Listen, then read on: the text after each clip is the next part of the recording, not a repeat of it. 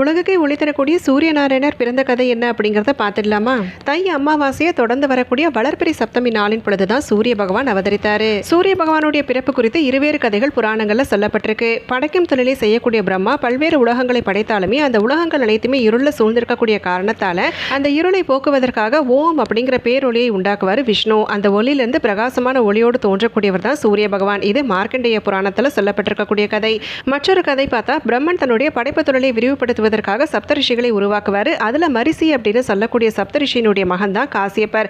காசியப்பருக்கு 13 மனைவிகள் இருப்பாங்க. அப்படி அதுல மூத்த மனைவியான அதித்தி பெற்ற பிள்ளை தான் சூரிய பகவான் அப்படின்னு சொல்லி சூரிய புராணத்துல சொல்லப்பட்டிருக்கு. சூரிய பகவான் பிறந்து வளர்ந்ததுக்கு அப்புறமா சிவபெருமானை நோக்கி கடும் தவம் இருந்ததன் பலனா அவருக்கு கிரகபதம் அப்படிங்கிற ஒரு பதவியும் கிடைக்குது. நவ கிரகங்களுடைய தலைமை பொறுப்பையும் ஏற்கிறாரு. தோஷங்கள் தீர்வதற்கும் நல்ல ஒரு முன்னேற்றம் ஏற்படுவதற்கும் சூரிய பகவானை அனுதினமுமே வழிபடுவது அப்படிங்கிறது சிறப்பு.